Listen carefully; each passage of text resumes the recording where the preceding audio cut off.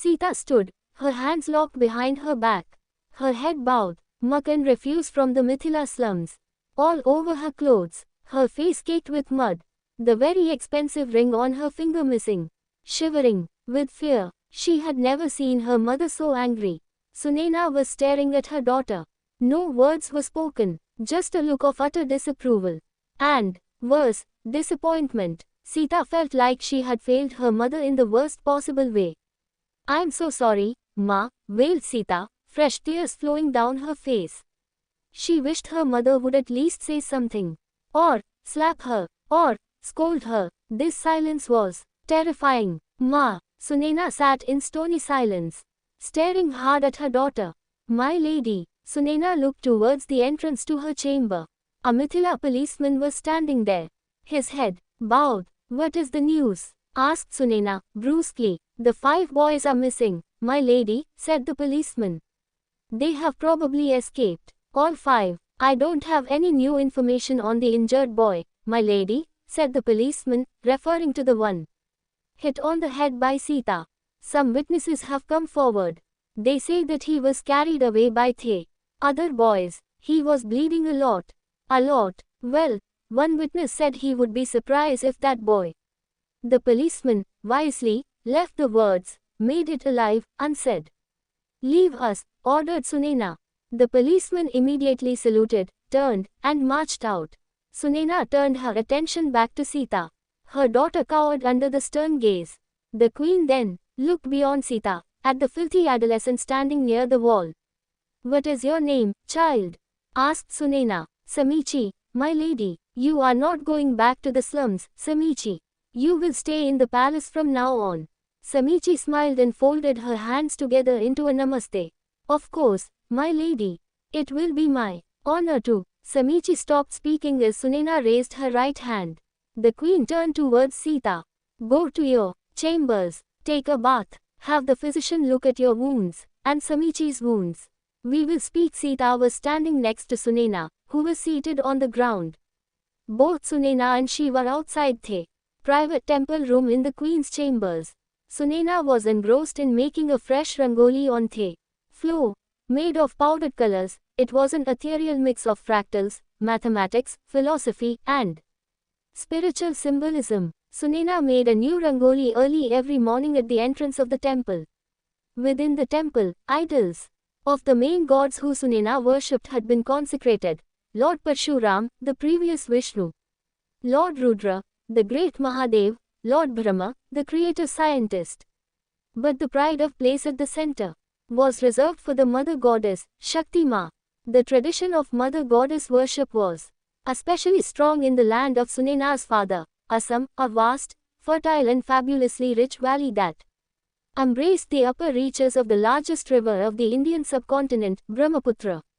Sita waited patiently, too scared to talk. "There is always a reason why I ask you to do or not do something, Sita," said Sunaina, not raising her eyes from the intricate rangoli that was emerging on the floor.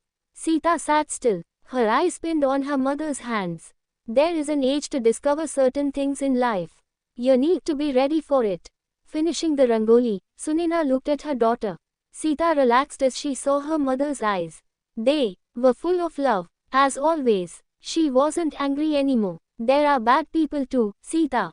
People who do criminal things. You find them among the rich in the inner city and the poor in the slums." "Yes, Ma. Shush. Don't talk, just listen," said Sunaina firmly. Sita fell silent. Sunaina continued. "The criminals among the rich are mostly driven by greed. One can negotiate with greed. But the criminals among the poor are driven by desperation and anger. Desperation can sometimes bring out the best in a human being. That's why the poor can often be noble. But desperation can also bring out the worst. They have nothing to lose, and they get angry when they see others with so much when they have so little. It's understandable. As rulers, our responsibility is to make efforts and change things for the better. But it cannot happen overnight. If we take too much from the rich to help the poor, the rich will rebel. That can cause chaos, and everyone will suffer. So we have to work slowly. We must help the truly poor. That is dharma. But We should not be blind and assume that all poor are noble. Not everyone has the spirit to keep their character strong when their stomachs are empty. Sunaina pulled Sita onto her lap.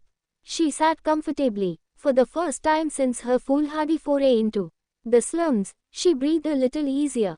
You will help me govern Mithila someday, said Sunaina. You will need to be mature and pragmatic. You must use your heart to decide the destination, but use your head to plot the journey. People who only listen to their hearts usually fail. On the other hand, people who only use their heads tend to be selfish. Only the heart can make you think of others before yourself. For the sake of dharma, you must aim for equality and balance in society. Perfect equality can never be achieved, but we must try to reduce inequality as much as we can. But don't fall into the trap of stereotypes.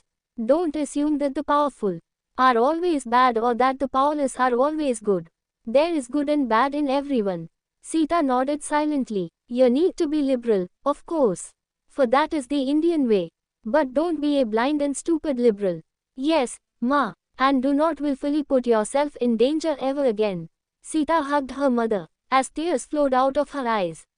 Sunaina pulled back and wiped her daughter's tears. You frightened me to death. What would I have done if something bad had happened to you? Sorry, Ma. Sunaina smiled as she embraced Sita again. My impulsive little girl. Sita took a deep breath. Guilt had been gnawing away at her.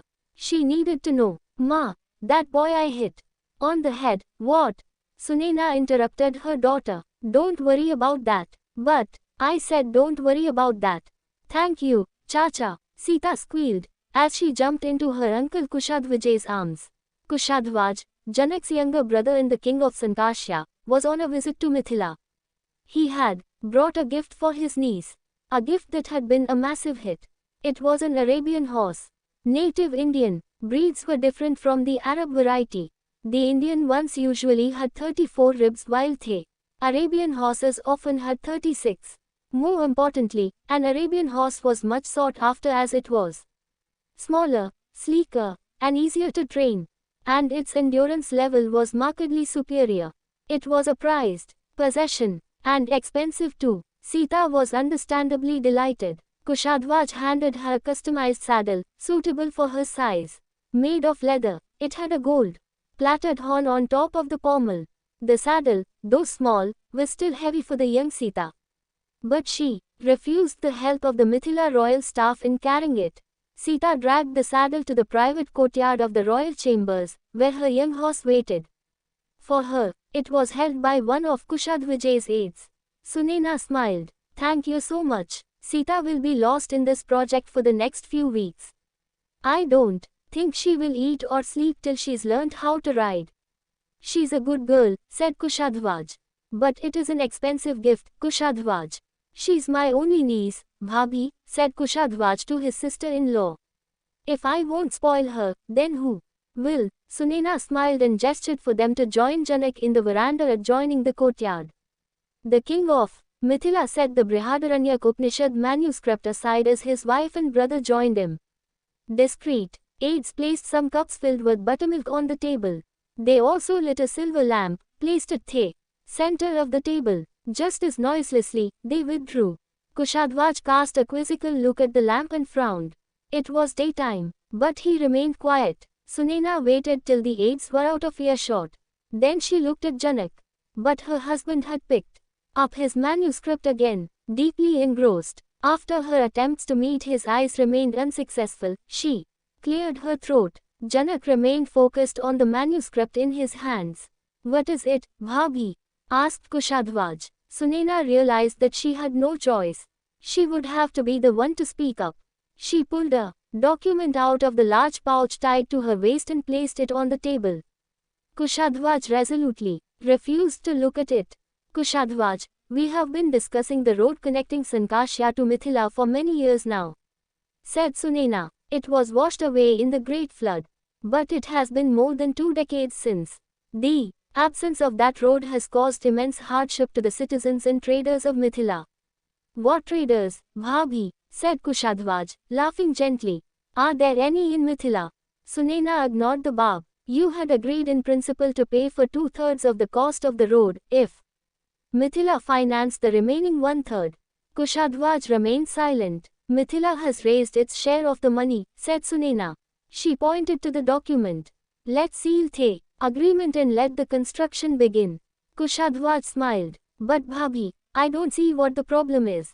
The road is not that bad.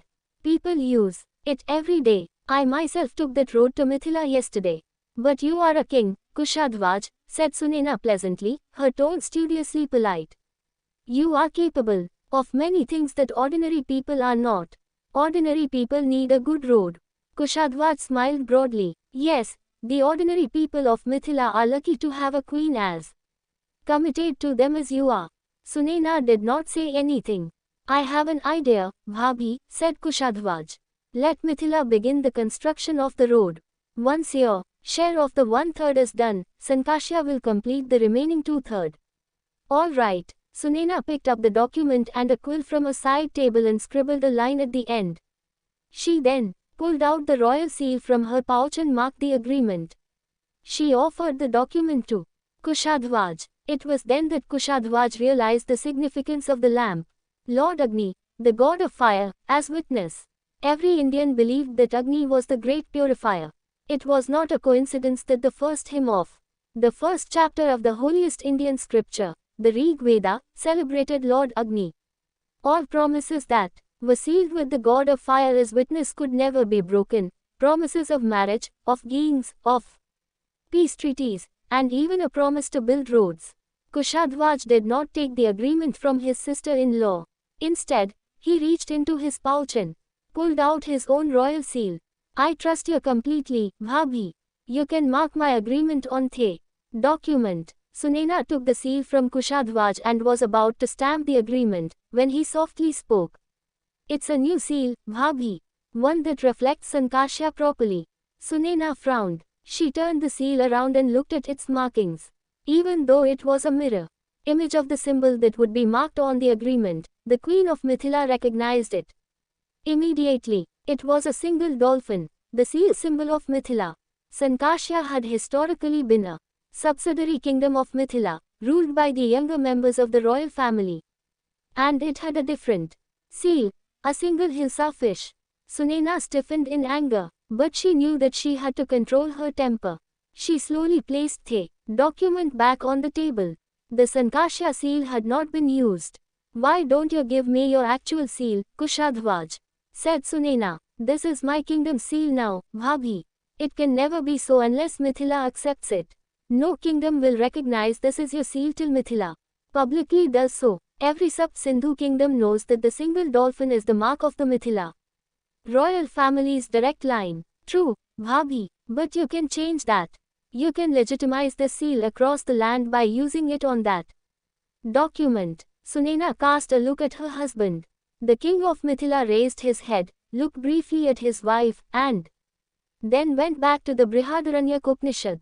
This is not acceptable, Kushadhwaj, said Sunaina, maintaining her calm expression and voice to hide the anger boiling within. This will not happen for as long as I'm alive.